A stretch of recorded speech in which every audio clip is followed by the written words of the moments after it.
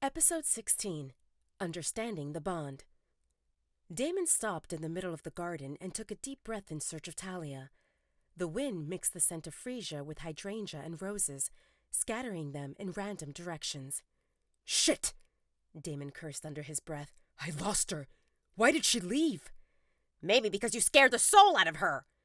Damon felt confused. I scared her? The girl suffered abuse and seemed jumpy. Yet you sneaked behind her. You prevented her from leaving, held her while demanding answers to your questions, so yes, you scared her. And that covered only the last 5 minutes. The first time you met, another she-wolf sucked you off and you shouted at this precious one to stop. It's not the best first impression, if I may say. Damon cussed internally. He didn't want to think about the unpleasant things. He couldn't get Talia's image out of his mind. Damned mate bond. An idea hit him. Isn't she my mate? Why did she run away from me? If we were mates, she would have felt a need to get close to me, to touch me, yet I saw her desire to escape. I don't think she knows we are her mate. Is it because she is young? That's the problem. She's small and skinny, but she's over 18 years old. His wolf paused, unsure how Damon would take this information. The thing is, I can't sense her wolf. Damon frowned. She is a human? He never thought of having a mate, and he definitely didn't think the moon goddess would arrange a human for him. They were weak and fragile, just like Talia. How could a powerful alpha have a human for a mate? She would be like a crystal figurine in the middle of a room full of angry elephants. Damon's wolf felt pleased to confirm that among all the emotions, Damon wished to keep Talia safe. It seemed a step in the right direction. No, the girl is definitely a she-wolf. There are cases when someone suffers harm or neglect. The wolf sacrifices itself to protect the human part. Considering the injuries on her body, I could see that happening. And she looks skinny and hungry. Damon shoved his hand in his hair. I scared her away and she didn't get food. He felt awful. How do I fix this? What do you want to fix, Your Majesty? Your plan is to shag Marcy and leave. Did that change? Do you want to find the girl, say sorry for being a jackass, and take her out for dinner? Damon groaned in frustration and stared at the dark forest in the distance. He had no intention of dining and entertaining Talia or any other woman. He didn't want to get involved further. His mind told him to stay away from the girl with the copper-colored hair, because with every passing second she changed him in ways he didn't like. Damon craved control. He needed to be in charge, and Talia's existence did the opposite. He told himself to stop thinking about her and to move on. Could he stay away after getting a taste of her addictive scent? And the sparks upon touching her felt phenomenal. Damon came out for a run, and now he didn't feel like running. He wanted to find Talia, but he had no idea where she disappeared. And even if he found her, Damon wouldn't know what to say. All this confused him greatly. The next morning, Damon spoke to Kaden and Maya through their mind link. Are you guys up?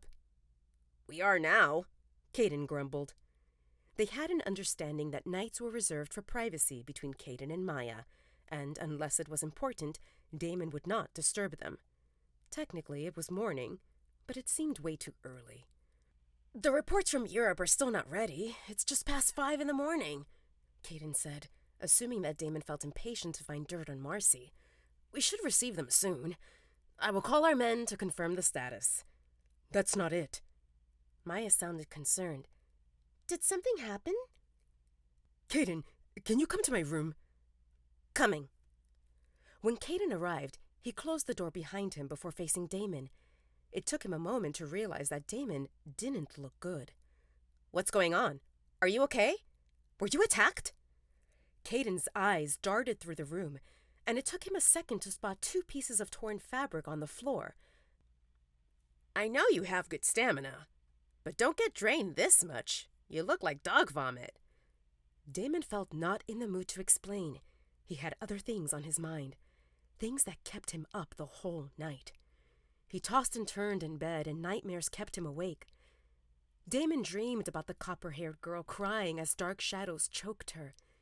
Damon wanted to help her, but no matter how much he slammed into the invisible barrier between them, he couldn't get through.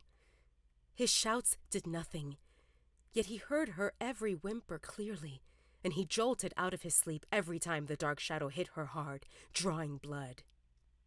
Eventually, he gave up on sleeping and went to shower, trying to clear his mind, but he still felt restless, so he decided to call Kaden and try to get some answers. How did you feel when you met Maya? Kaden's smile froze. What kind of question was that? Damon always mocked the mate bond. Something seemed fishy. Is Marcy your mate? Damon waved his hand impatiently. Just answer my question. Kaden puffed his cheeks while thinking. Attraction? Sparks? Happiness? I needed Maya to be happy so that I could be happy. I mean, I thought I was happy before, but after I met Maya, I realized that I was clueless. Damon shoved his hand into his messy hair. All this happiness talk didn't make sense. His wolf said that the girl was his mate, but the only thing Damon got was a fit of rage when he saw her hurt, inability to find her, and a sleepless night. None of them felt happy. Did you ever think about resisting it? Resisting Maya? Kaden raised his eyebrows in surprise. Why would I do that? She was the best thing that ever happened to me. I waited for her, exactly her, for more than 2 decades. I would be an idiot to reject her. Reject her, Damon mumbled. Yes, you can't resist the mate bond, Kaden explained when he saw Damon's perplexed expression. The more time you spend with your mate, the stronger the bond gets. The only way to stop it is if you cut it at the root by rejecting your mate, and she accepts. But only idiots do that. What if Maya were in danger because of you? What would you pick? Her safety or your happiness? What if the only way to keep her safe was to reject her? Kaden frowned. What happened to Damon? It looked like he lost his marbles. What kind of nonsense is that? I can't be happy if Maya suffers harm in any way. Her safety comes first. However, if we are apart, we won't be happy. Rejection will harm us both, so we might as well face that danger together. Kaden scrutinized Damon. I answered your questions, and now you answer mine. What's going on? Did you spend the night so deep in 2 pussies that they made you stupid? I don't know what's going on, Damon responded irritably. When I figure it out, I will let you know. All right, Kaden agreed. He knew that if Damon didn't feel like talking, he wouldn't say more. We're leaving after breakfast, right? Damon hesitated. Could he really leave without seeing the copper-haired girl again? Just one more time, to make sure her bruises healed, and maybe to touch her again, and confirm that those sparks were real and he didn't imagine it. Let me think about it. We might stay longer. I will talk to Alpha Edward after breakfast, and it will depend on that conversation. Kaden swiftly exited the room, leaving Damon lost in his thoughts.